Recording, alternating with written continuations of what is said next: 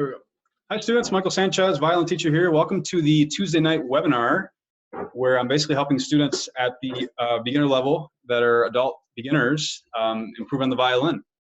So there's a lot to be said about technique and different things that are important to learn as a beginner, as well as intermediate players. So yeah, we have a lot of regulars here tonight, and we're doing these classes every Tuesday at 9 o'clock Eastern time, so you can plan on these classes for the next couple weeks at least. And basically what we're going to do tonight is answer questions of students. I'm going to go through some really good tips on technique, things that are going to really help you guys out to avoid tension and just get a better vibrato, get a better sound. I'm sure a lot of you guys would love to have a better sound and you know, just find more enjoyment from the violin. But I know a lot of you guys are just, you know, wanting to be more encouraged to practice and just have more excitement, you know, and it's kind of nice to you know that there's other people out there like yourself that are also wanting to learn violin and improve. Sometimes you know, you can just get into that zone that's like, you know, you're doing this on your own, and it's you know, not as fun, you know, when you know other people are doing it with you. So yeah, mostly people here I would say are between 6 months experience to you know, 4 years or so. Raise your hand if you're in that zone, if you're in that sort of 6 month to 4 year range of violin. We can kind of get a feel for the ability levels here. So, yep, looks like a lot of people. Yep, probably about half of you guys looks like. Great, and lots of new people are coming in. Raise your hand if you're over 6 years experience on the violin. So let's see who's more advanced.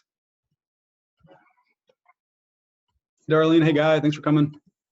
Welcome to the class. Cool. Yep, like quite a few of you guys, about 7 are over 4 years experience. Very good. Raise your hand if you're under 6 months experience, if you're sort of brand new to the violin. If you're just starting out and trying to get a good sound, but it's probably frustrating you a bit. About not too many, 3 or 4 of you. Okay, cool. Awesome. So yeah, basically the way we're running this class is, you know, students are going to ask questions. I'm actually going to start off with a concept, and then please have your questions sort of prepared, and you know, hopefully we'll get lots after sort of the initial lesson and concepts I'll be bringing up. But yeah, I kind of, you know, want to talk about tension. You know, there's so many students that just struggle with tension, and a lot of you guys are struggling with your vibrato. You're struggling with your ability to play fast, your ability to play in tune. You know, you're just not able to ultimately get as good of a sound out of the violin as well, because you're overpressing, you're doing things extra that don't need to be happening. So really want to go over a lot of those fundamentals and just give you guys sort of a checklist. If you guys want to have a piece of paper handy and just write down some of these things that you should be paying attention to related to tension when it comes to playing the violin. So my goal is basically to get you guys to avoid, you know, anything that's causing that tension. And by the way, we have a really experienced teacher with us today. As you guys are getting your pens and papers prepared here, I want to introduce her now that we're actually on live recording. Marianne, how you doing? Good. If you lose me, by the way, we're having all sorts of tornado warnings and thunderstorms. Oh yeah, it's not acceptable. If there's a tornado, you still have to do this webinar. So if I leave to go in the basement, that's why. They have a lot of them here apparently. So hopefully everything's going to be okay. So yeah, now that we're on the live call, if you can kind of give your background and you know, introduction to yourself. Well, I've been playing for just a little bit over 50 years, so kind of gives an idea of my age. Actually, since I was in elementary school, I started playing. And I mostly played classical. I played in a small orchestra for a while, semi-professionally. And now I'm in Nashville, so I'm playing the fiddle music. Wow. And actually, it's a lot of fun. I actually lived in Nashville as well. I love the Music City. So it's a nice place to be to play music as well as listen to music. So it's none other than anything else out there. So, well, thanks for joining us. Definitely we'll call on you here in a bit. And by the way, guys, if you raise your hands, feel free to ask Marianne a question as well after I go through my lecture here. Awesome. Make sure you're watching your audio levels. I see a couple of you guys are unmuting probably unintentionally. Just make sure you watch that. Okay, so hopefully you guys got your pen and papers. And basically want to go through, anything that's related to, things that are giving you guys tension. So just to make sure you guys understand what this means. So when you're playing the violin, if anything is causing you to get a bow bounce, causing you to get bow screeches, making it to where you can't play fast, making it to where you can't do vibrato, all these things that, you guys, I'm sure, are wanting to do, is always related to tension. I actually wrote that on the group today, the Shack community group, that anytime you get any of those sort of sounds, bounces and screeches, it's always bow, it's tension related. So we have to really manage that. I want to go through all of those fundamentals. I want you guys to write these down. So I'm going to start off with basically the big muscles, the biggest muscles of them all. And this is the worst one, and typically the one that isn't really as common, for people to do unless they're just starting. But I'm definitely going to mention it. So it's basically using too much arm when you're bowing. So you see how much my shoulder is moving right now? So most students sort of get this, pretty quickly, that, you're not going to get a good sound on the violin if you're moving your arm out, way out like this and coming back. You're basically, what you're doing is you're using your shoulder to kind of guide the bow, and you're causing that tension that we don't want. So write that down, that shoulder is the biggest muscle that can cause tension, and you'll see a extremely bad bow bounce with using the shoulder to bow. So that's number one. Number two is basically your forearm is really tense. So anytime that the wrist does not bend, typically that means that your forearm is pushing up against the bow. Okay, so the forearm can really cause a lot of bow bounce and a lot of tension. So we have to have that flexibility where the wrist is bending and is basically making it to where the forearm is not pushing up against the bow. So what I recommend is, first of all, write that down, the forearm, as one thing that can cause tension, is doing what I call the wrist drill, which is basically, if you guys want to grab a coin, go ahead, anything that's nearby that you can put on your wrist. I want to make sure you guys do this properly. This is such a huge part of playing the violin. So I want you guys to balance a coin, or for my case, a phone. That's probably how I get a cracked phone, by the way. So you basically balance a coin or an object on your wrist about neck high. Take your left hand and grab your right bicep. And basically what you're going to do is you're going to extend your arm out down your belt on a diagonal, just like you're bowing, and you're trying to keep your wrist level. You can keep your wrist level at all times. That implies that you're bending it enough as you're coming up bow in the bow stroke. A lot of you guys, what you do is you don't ever bend the wrist. You just keep it straight. You don't actually flex this right here. And what that does is it causes that forearm tension, okay? So this is a really good drill to work on that. So make sure that you're holding on to your right bicep and you're not moving that bicep. That's sort of cheating. And make sure that you're going on a diagonal and not up and down. Anybody can do this, right? But we're actually trying to go on a diagonal because that's making it to where our wrist is going from this position down to this position. That's the movement that we want, okay? Right there, okay? Now, that's basically the forearm in a nutshell. So write down that, and then next to it, if you feel like you're maybe struggling with this, write down the wrist drill to work on, okay? The next thing I want to talk about is wrist tension, okay? And this happens a lot with students, even students that are more experienced, okay? Basically, this is what happens. They're bowing, and what they're doing is they're overusing their wrist and coming the opposite direction with their wrist. So when they're bowing to the tip, their wrist is actually going in this direction, okay? Instead of going in this direction, which is what it's supposed to do. It's supposed to be from upright position down to here, this. But some students actually bring it back this way as they're going to the tip. So they're basically doing that. Raise your hand if that makes sense.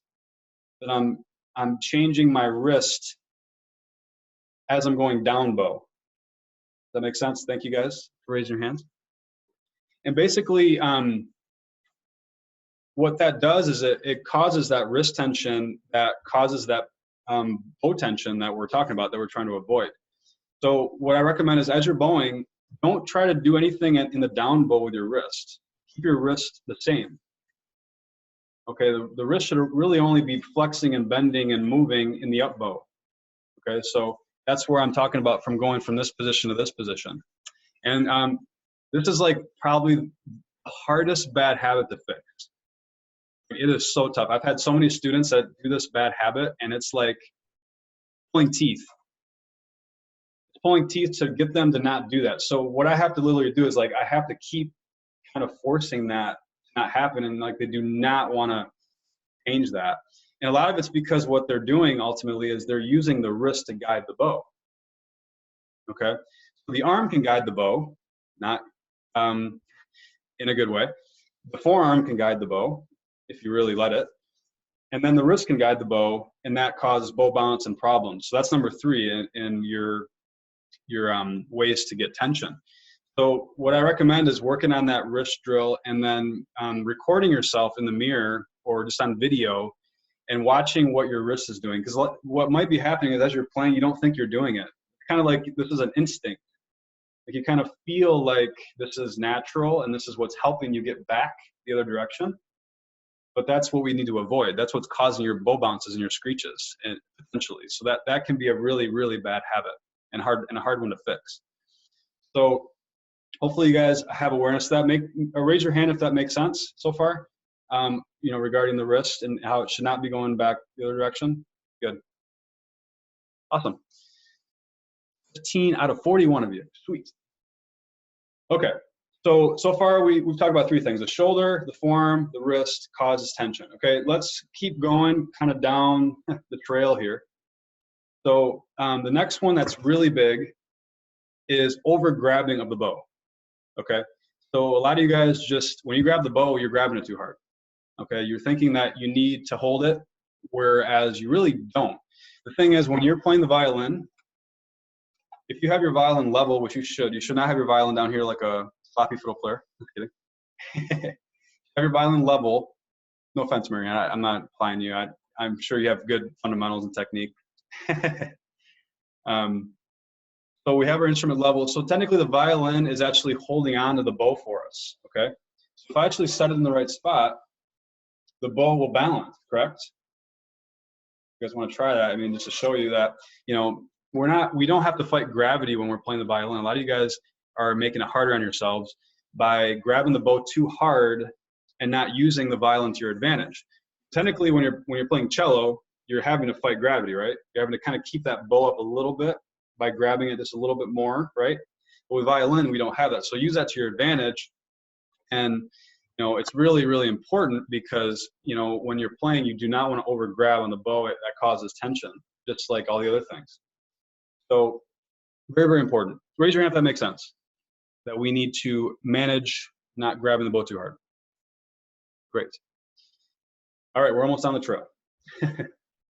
Okay, so I want to, before I get to the last few, I want to really emphasize that what causes bow tension is everything that's happening this way or this way, okay? This way is what causes the bow to bounce and to screech. And I'll go as far as explaining what else it does. When you're tense up against the bow, both hands are tense, your vibrato is tense, you're not able to shift as well, you're not able to press down accurately as well, or play as fast. This relates to all of your playing. Like all these things I'm mentioning, it really is a universal thing. So when we manage tension, it will make your playing so much better. These are all the things that are so important. So we never want to press up against the bow this way. Okay, so really the thumb, the pesky thumb, which there's times where I've had students for 3-4 years taking lessons, that every lesson I'm like, curve the thumb, curve the thumb, curve the thumb. Curve. So the thumb is probably the biggest bad habit. The most common bad habit of a violin player is a bad habit with their thumb. Okay, because a lot of students, what they want to do is they want to guide the bow with their thumb. Okay, And it makes sense, and it actually works to a certain level, because if you're playing simple music, you can sort of get away with it. But when you get more advanced, raise your hand if you feel like maybe your thumb is a little tense, and as you start to get into harder music, you're finding it harder. Like, raise your hand if you get reminded about the thumb, because the thumb, it really can hold you back. It's, like I said, the most common bad habit. Thank you, Glenda. Thank you, Carol. Number one most common bad habit. So what we have to do is make sure the thumb is curved. This is so important, okay? And yeah, write this down. And what happens a lot of times is a student will listen to that and will shake their head like you guys are probably right now. Like, yeah, okay, of course, I'm gonna curve the thumb. They curve the thumb, and then they start bowing, and they change the thumb. So it changes to being what I call banana thumb, or being stiff, okay? So they start bowing, and they forget about the thumb, okay? So, and that's what I'm talking about, that side-to-side tension. The number one factor for that, and most common way for that to happen, is the thumb, okay? So you guys are supposed to keep this curved and relaxed, but you're starting that way, but then you're changing that, okay? And that's causing that this way, which does everything else I mentioned. So what I recommend is playing for a little bit, going to the tip, and stopping, okay? And then what I want you to do is I want you to grab, you should be able to grab the instrument with no, oh, we got some audio issues. Be very careful with your audio levels. I know it's unintentional. Raise your hand if you guys ever practice holding the violin with no hands. Important stuff. Good. Okay. What you're going to do is you're going to basically stop at a random point. You're going to take your left hand off the instrument, and you're going to test to make sure that your thumb is curved. And you're not going to cheat. You're not going to all of a sudden change it back. Okay? So basically, with doing that, you're really, you're making sure that you're not doing what I'm talking about, because this happens all the time. Like, mentally, you might understand the concept, but you're still doing it. So whatever you can do to manage that thumb, it's going to really help your playing. And very common at all levels. I see it at 5-year experience. I see it at 10 years experience. I see it at 15 years experience. Marianne, what's your feedback on that? Have you seen students or players over the years? Tell me more what your perspective about the thumb. Yeah, I think either the thumb is this way or this way. Yeah, a lot of tension. I would agree with what you said. Yeah, it's a killer. It's one of those things. I have my, basically what I do is I buy these red books for students where I write assignments. And every time a student comes for a lesson, I'll write down like 3 or 4 technique tips for them to work on throughout the week. And I would say 50% of the time, their book has thumb. thumb that I'm recommending to them. I would say the 2 most common are the thumb and finger angles. So it's left hand is finger angles and the right hand's the thumb. So yeah, so the reason why I'm really emphasizing this is because I constantly teach it to my private students, but it's still something that they need to really work on and understand. What happened here? You guys seeing this change of screen? There we go. I don't know what happened there. Something that that might help, that is something that is called a spider, and when you have the bow, that might help with the tension. Mm-hmm. Go on up the bow like this. Great drill. It also helps with the bow hold. Go all the way to the top, and then you go back down. It helps balance the fingers. Okay, I call it the spider.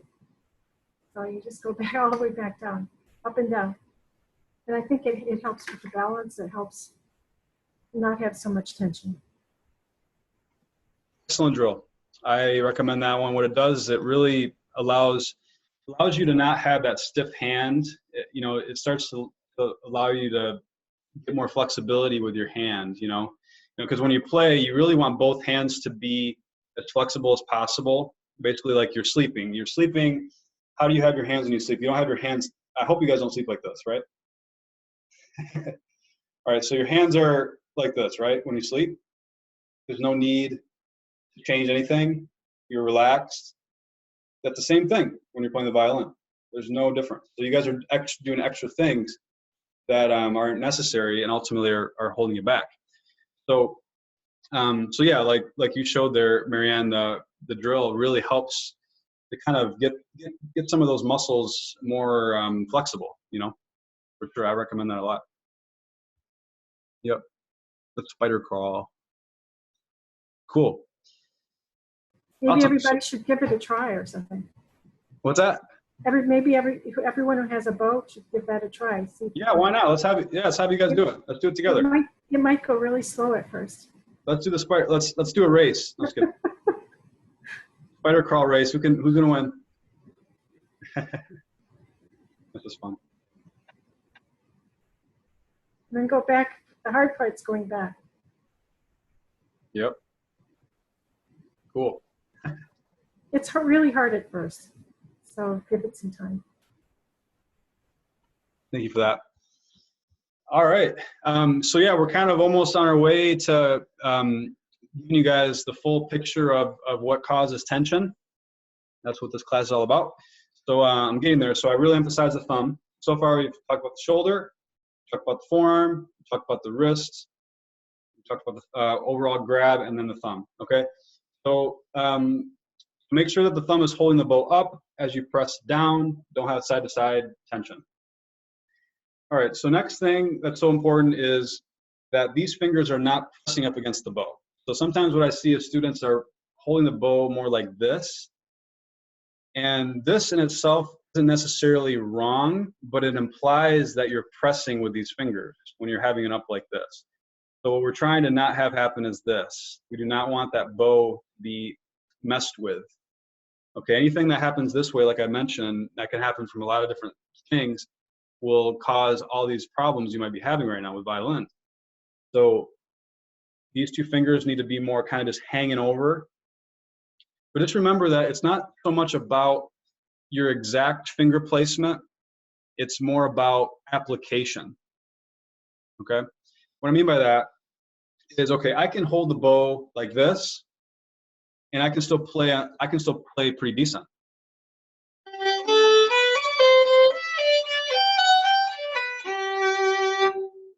How am I able to do that? Because it's not all about placement, it's about application. And application is everything I've been talking about, not pressing this way. So technically what I was just doing that like this, I wasn't pressing this way. I know my hand just knows not to do that. So some of you guys kind of over obsess over, you know, should my finger go here or should it go here? Should it go here or should it go here? You know, don't think so much about that. Think more about how you're pressing up against the bow. Raise your hand if that makes sense. Test if you're paying attention. All right, 21 out of 45. We're getting up there. Hopefully we have 45 out of 45 soon. Okay, so basically, you know, you guys are, you know, struggling because you're overthinking placement and not so much application. Okay, so thumb holds the bow up as you press down. Okay. The other finger that can cause problems is the pinky. Write that down, please. So the pinky, especially when you're holding the bow like this instead of like this, causes problems because, as I mentioned, when you're at this angle, what's happening? This tension that way. See that? So what's the best way to avoid that? Be on top of the bow. If we're to the side of the bow, now we're kind of setting ourselves up for failure.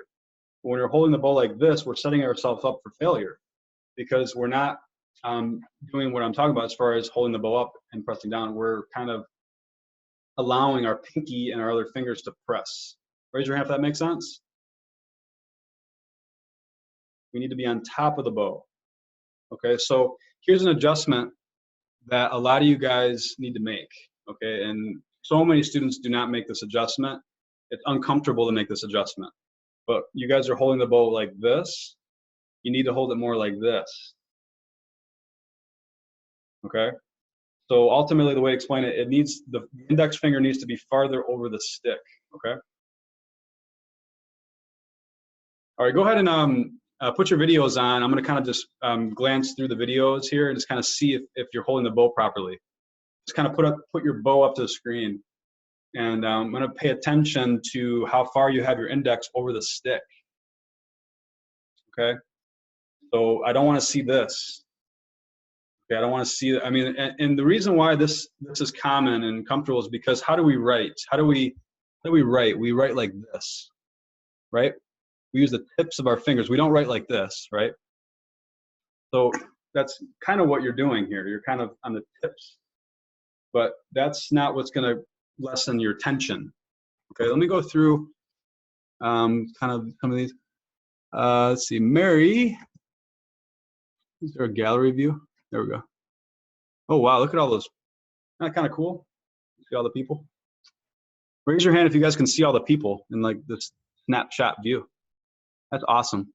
Have all these crazy violin players showing their bow grips.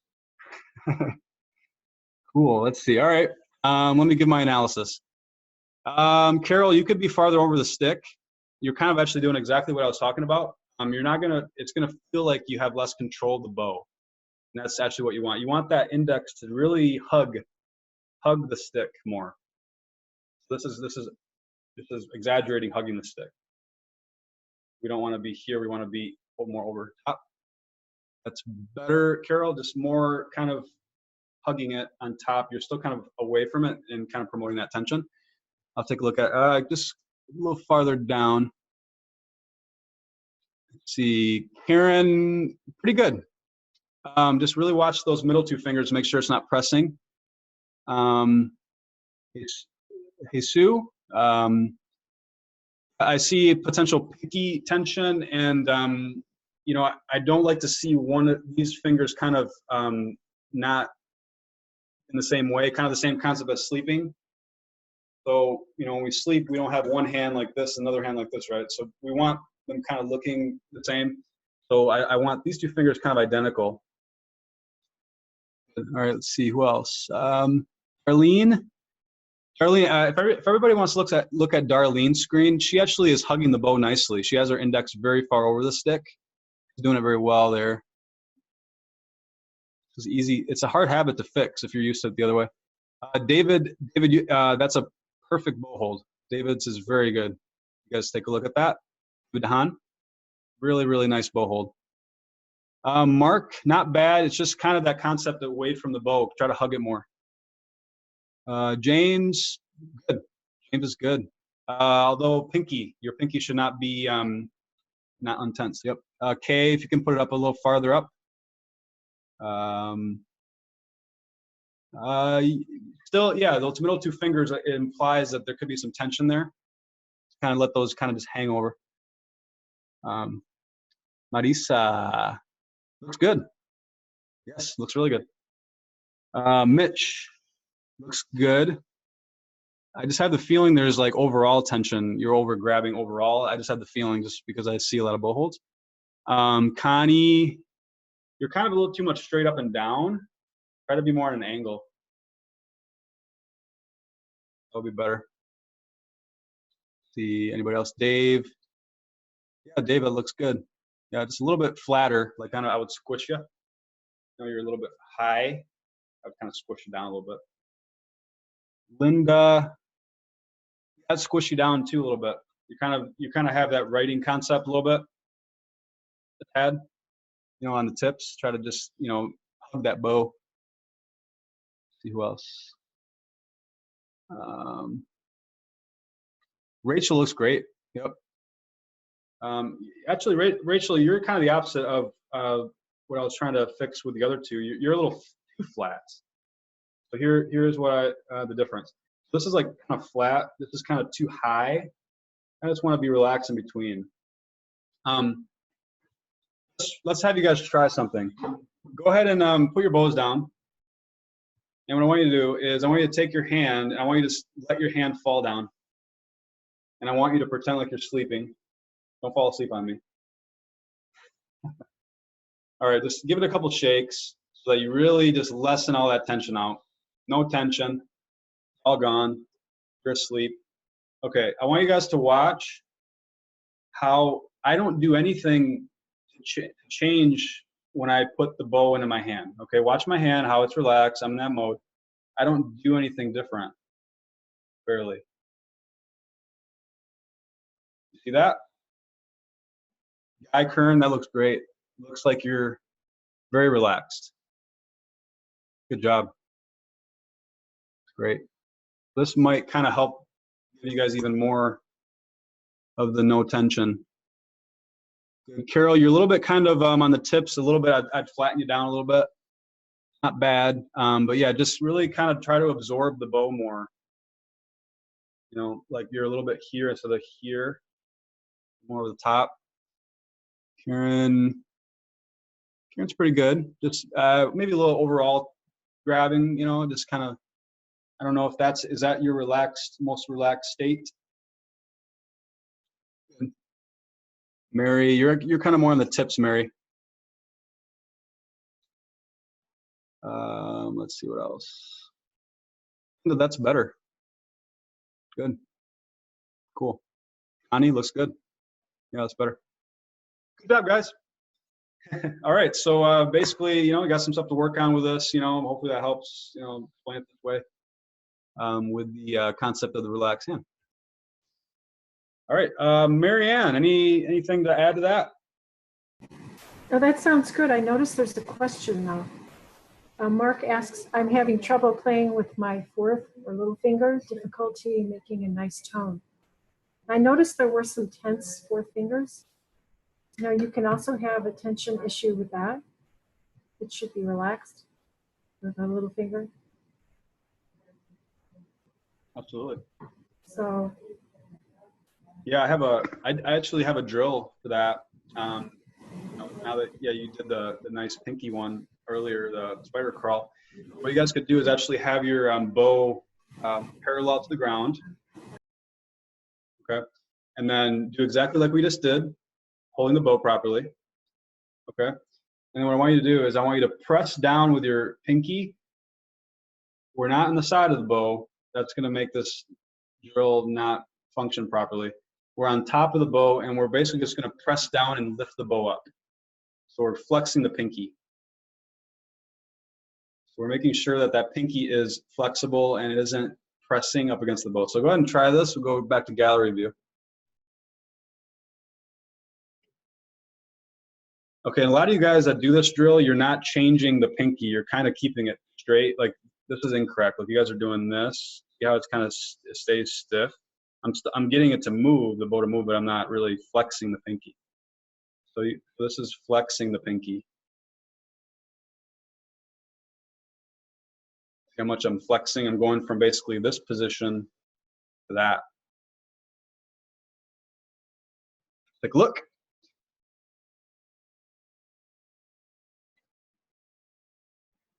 Let's see. David, I would do a little bit more flex. It's hard for a lot of people don't flex at first. It's hard at first to do this. One thing you can do, you know, you can actually take your left hand and kind of just give it a little bit of, you know, you can kind of help your cause a little bit. Just focus on changing the pinky position from here to here as much as you can. So like a lot of you guys are just kind of doing this. You want to change it from here to here. Let's take a look. Carol, doing that pretty well. Yep, good. They're doing excellent. Very flexible pinky. Aim's good, pretty good. Yep. Let's see, Jill. Hey, Jill. Be flexing it more, Jill. There you go. It's better. Let's see, Joanne Frazier. Joanne, what we don't ever want, and this really applies to playing the violin, is we do not want the pinky to ever do this. See how it's, I don't know what you call that. You're going into double joint mode. That is like the ultimate sign that you're pressing up against the bow. So we never want that to happen. So yeah, with this drill as well. Yep. See anybody else? David Dehan looks good. Better. Yep. Great. Linda, it's you're flexing the pinky, but you're really off to the side. Try to get more on top. So try to actually have your bow hold, you know, the way that you would do it, if possible.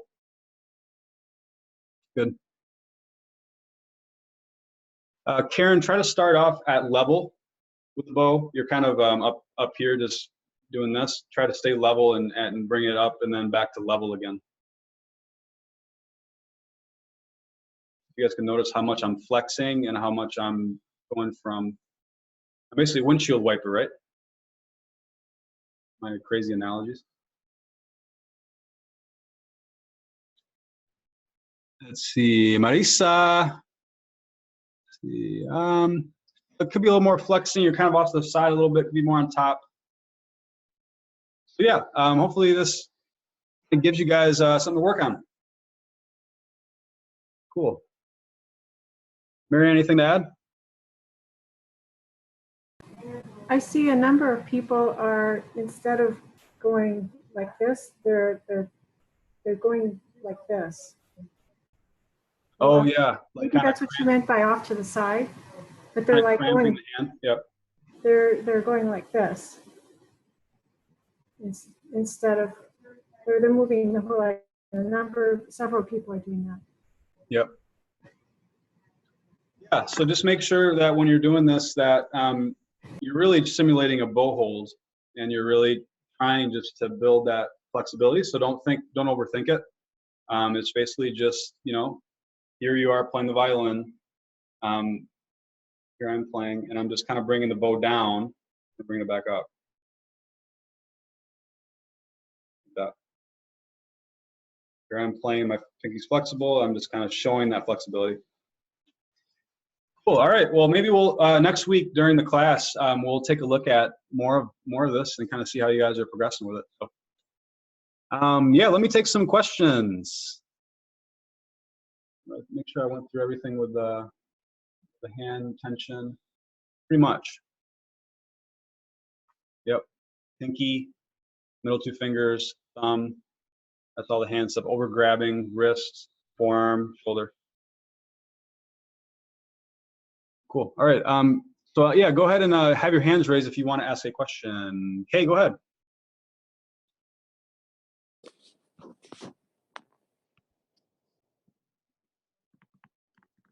Okay.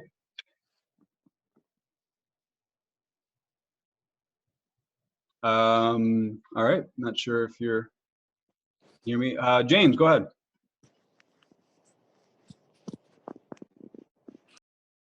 I'm sorry, I didn't realize I still had my hand up.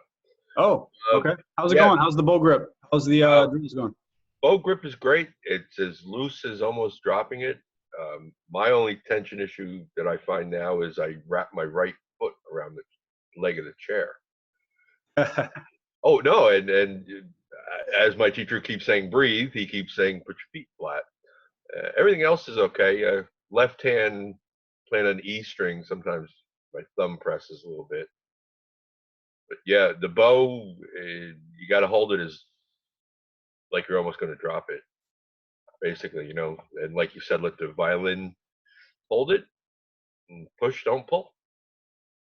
Yeah, and yeah, the biggest adjustment that you know that you're doing a good adjustment is if you feel like you have less control of the bow. Okay, if you feel like you have less control of the bow, that implies that you've made a good adjustment. So because most of you guys, I'm not even going to say most, I'm going to say all of you guys have a certain level of tension. Like you're not at that optimal point of no tension, except maybe Marianne. So don't ever think that you don't have some tension, because you most likely do. So you just have to manage it, and you know, and just work on it. You know, so just one second.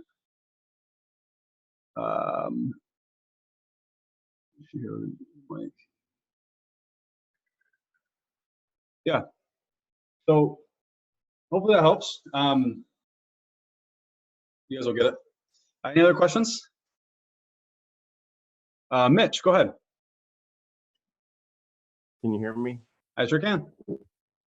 Okay. I was wondering if you'd ever get into with like shifting into fourth position and stuff like that. Oh, on that's a these good question. classes, or? So yeah, I have different webinars that I'm doing. One is actually an advanced webinar that happens right before this. So if you guys are kind of in that boat of feeling like you're wanting even more advanced concepts like shifting, spiccato, concerto work, etude work, all that good stuff. Typically for somebody that's been playing over 8 years, 8 to 15 year range. I'm doing a class right before this, although it didn't have anybody there today. So I wasn't aware of it.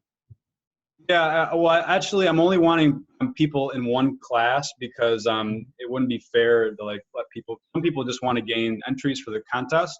I don't want to just Mhm. let people just come. But after it's possible, but very easily I could switch you if you wanted to switch, or if you just want to come, I could manage the entries part of it too if you want to send me an email. But yeah, that's an option for you guys if you guys wanted to. Get even more stuff, yeah, into more shifting and fourth position, stuff like that. Another thing, how you were saying the bow bouncing on some of the songs, I like to play. I'd like to do a little bouncing on it, with like, what I'm saying? Yeah, When there's you're actually bowing, instead of when you. there's actually a difference between like the bounces we're talking about and actual spiccato bouncing, which is actually a good bounce, like you're saying. So when you're playing the violin, a bad bounce is all these tension things, and we're trying to get a good sound out of Amazing Grace.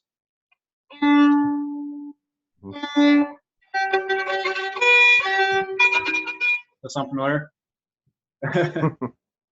So that's bad. That's bad bounce. Okay. Good bounce is we're playing something advanced that requires us to play off the string. So that would be.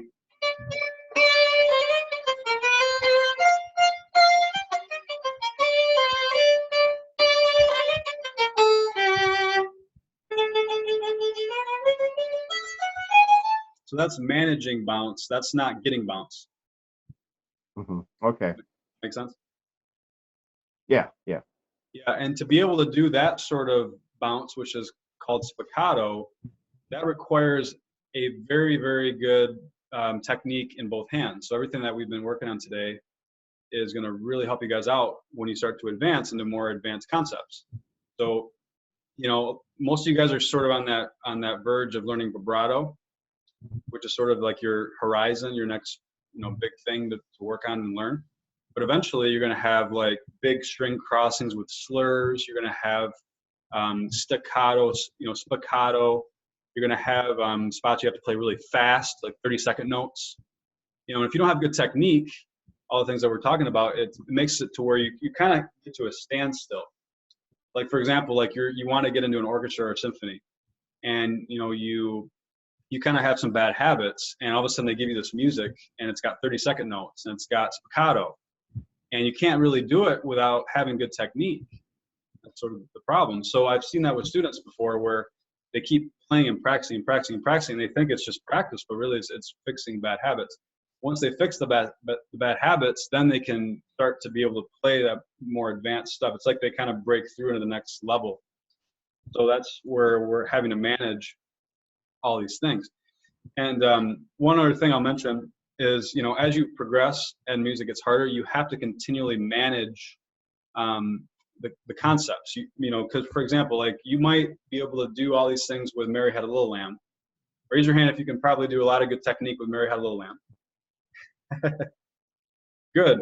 But then all of a sudden you have a concerto, or you have a tough piece, and these things are going to suffer. So you never arrive at like just, I'm a perfect technical player. You have to constantly manage it.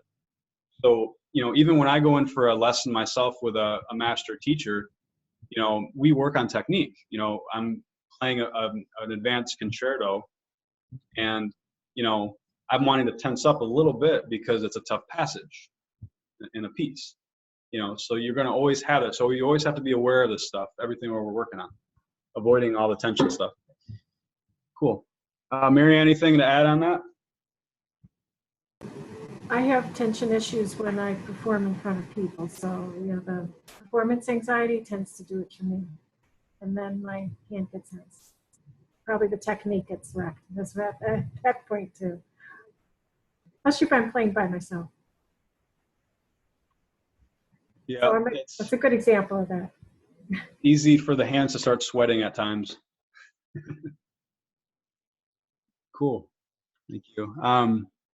Fran showed up. Hey, let's all wave at Fran. Say hi to Fran. Hi, Fran. Give her a warm welcome. She's probably like, oh my gosh.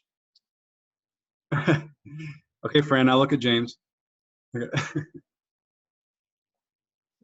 Fran's a fun student. I had to call her out. Okay, so yeah, any questions on any of those concepts so far today? We've got about 5 or 6 more minutes. Linda, are you saying hi to Fran, or are you trying to get called on? Go ahead. Can you hear me? Can. Oh, okay. I've been struggling for months now where to place my thumb. Okay. On my bow hold. Because when I place it so that it's hooked, so that it's bent, where's the picture? I seem to be on one side of the bow. Huh? You know, in order for this to be bent. Yep.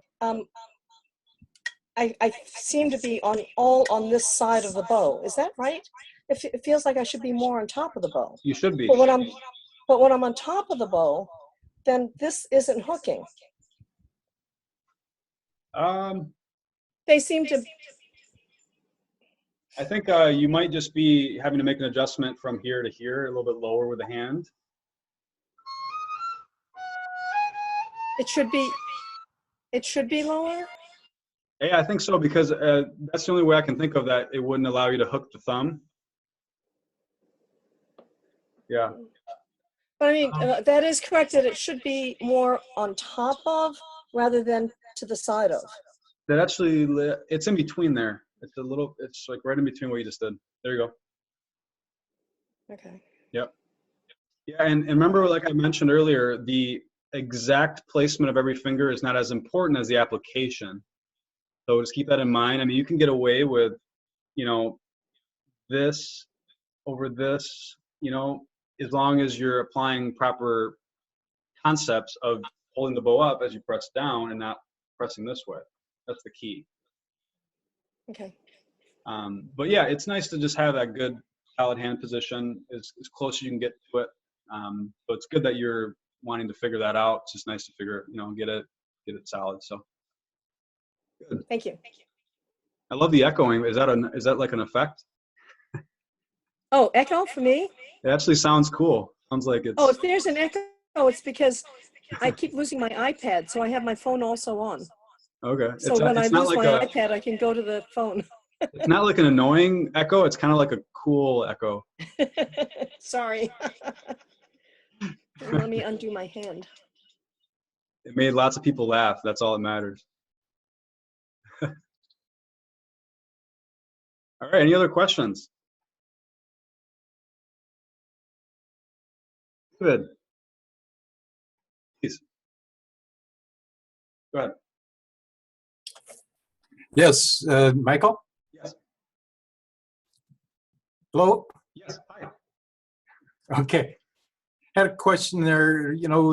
One of the bowing techniques, one teacher described is, and I don't know, maybe it was just the collé, but the wrist kind of leads the hand, in some of it, almost like you're painting, using a paintbrush.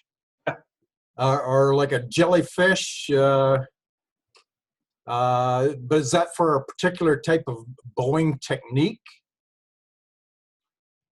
I mean, when you talk about the, I have to quick show you guys something just real quick. I'm gonna answer your question, David, but you have to see the cat. She's not normally around, but she's on the table.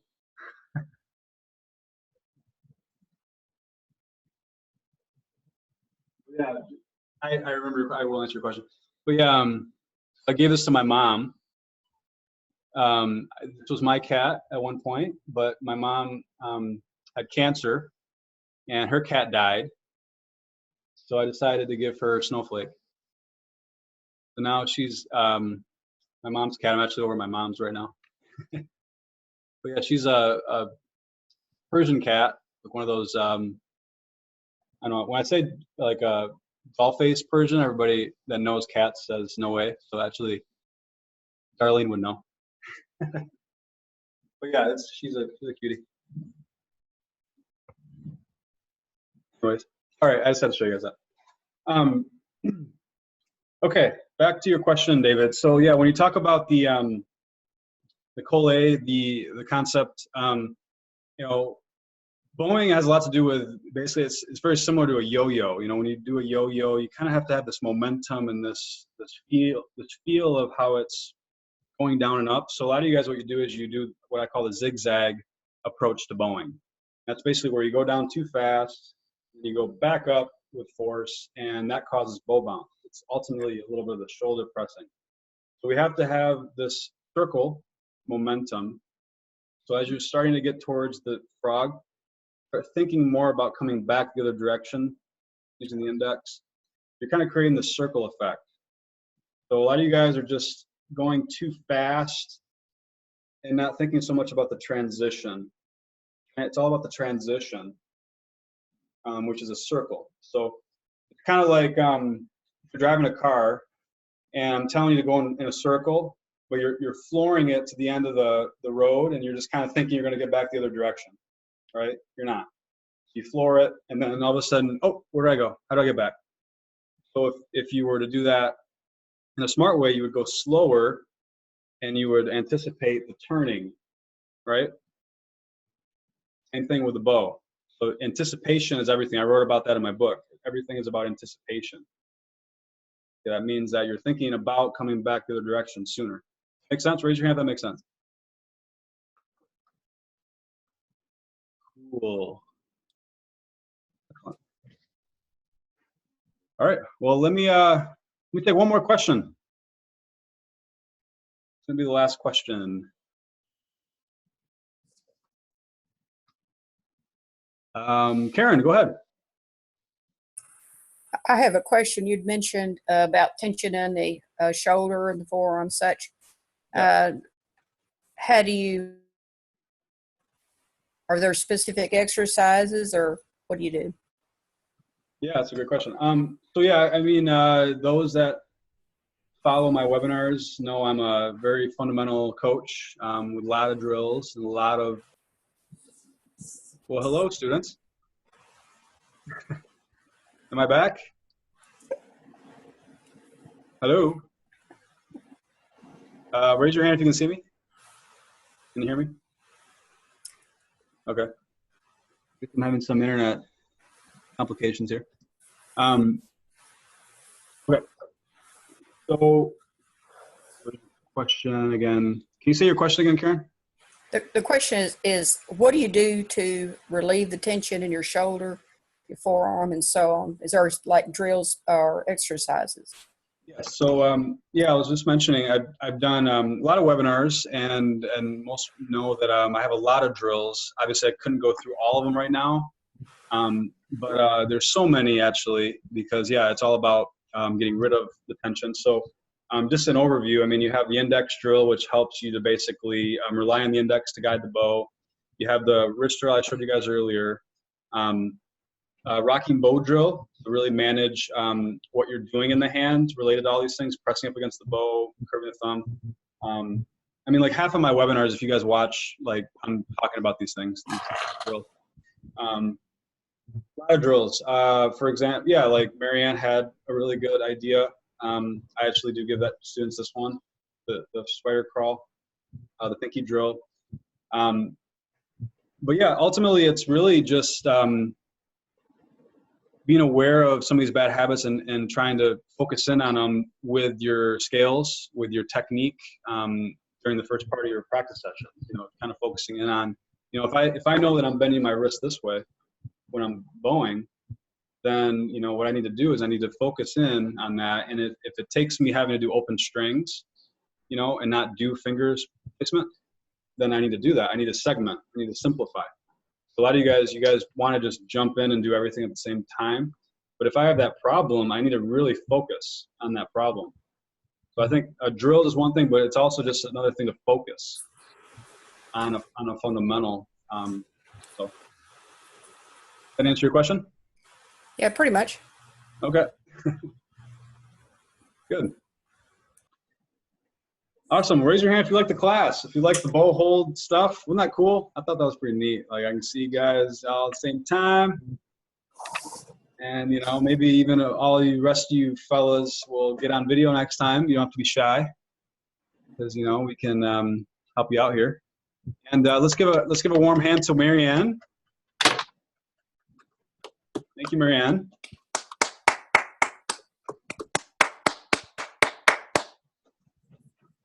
Marianne, you're always welcome.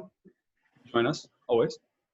And we are doing these classes every Tuesday at 9 for the adult group. So you can access the classes by obviously being enrolled, which I think most of you guys are.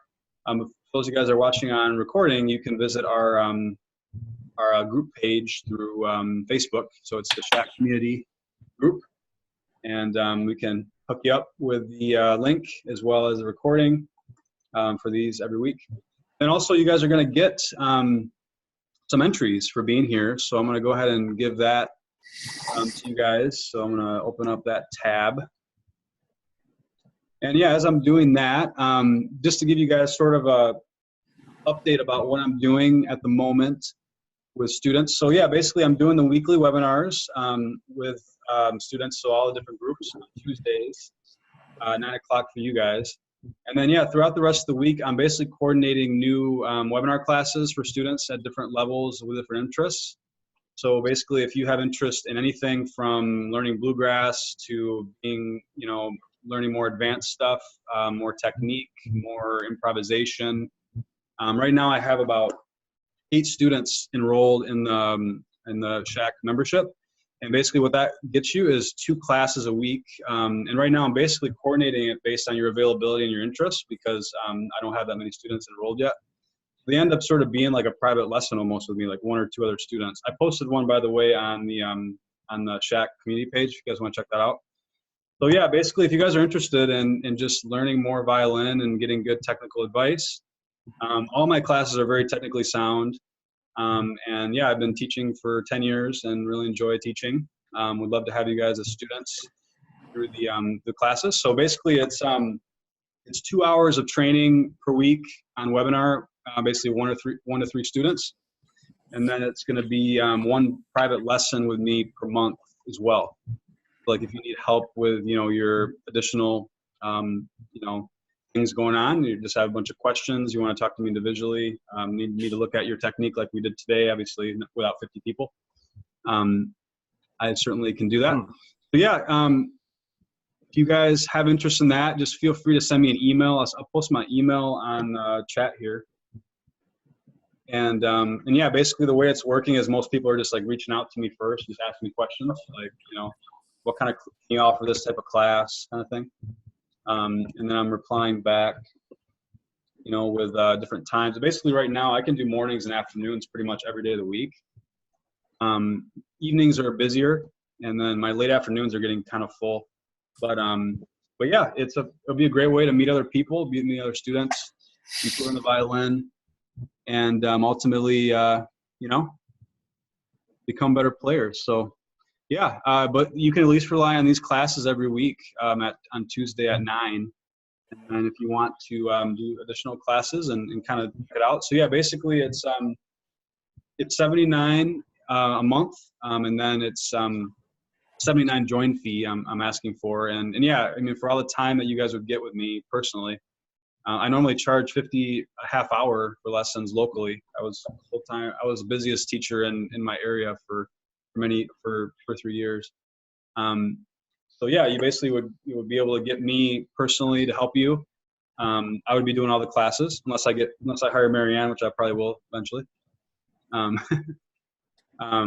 for right now, I'm doing everything, kind of getting it going, getting it started. But yeah, it's a good.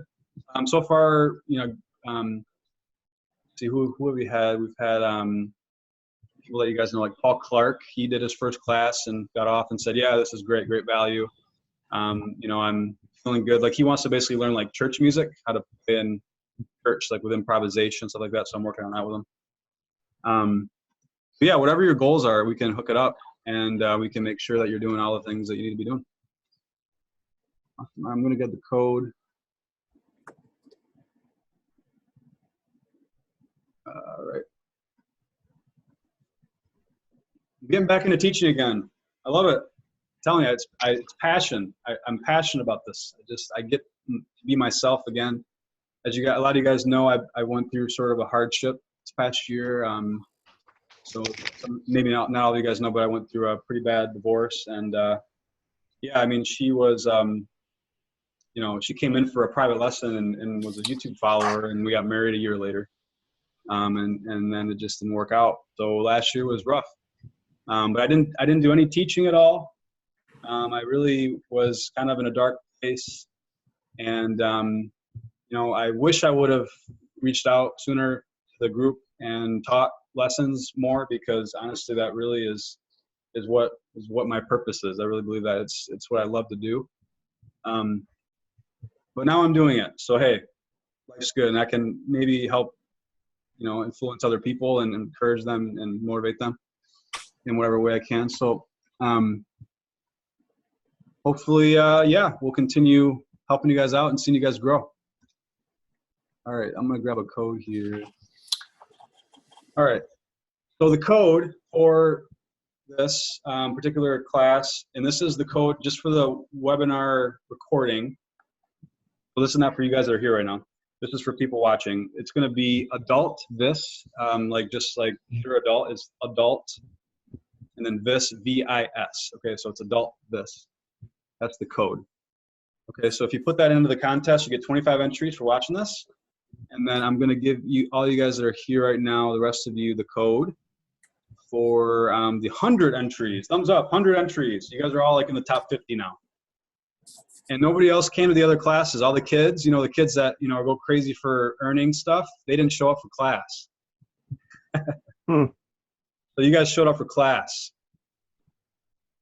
That means you guys are getting 100 entries, have a much higher chance to win. I'm doing additional prizes throughout. So congratulations. I hope to see you guys next week. Go ahead and thumbs up if you're coming next week. Maybe if you guys are interested. Cool. All right. I'm trying to figure out how to send it. Why can't I figure out how to send it? There it is. Okay, so here's the code, everybody, that you can use in the contest. So here's the code. Please do not say it out loud. Okay, and then the contest is. Can you do it again? Sorry? Can you do it again?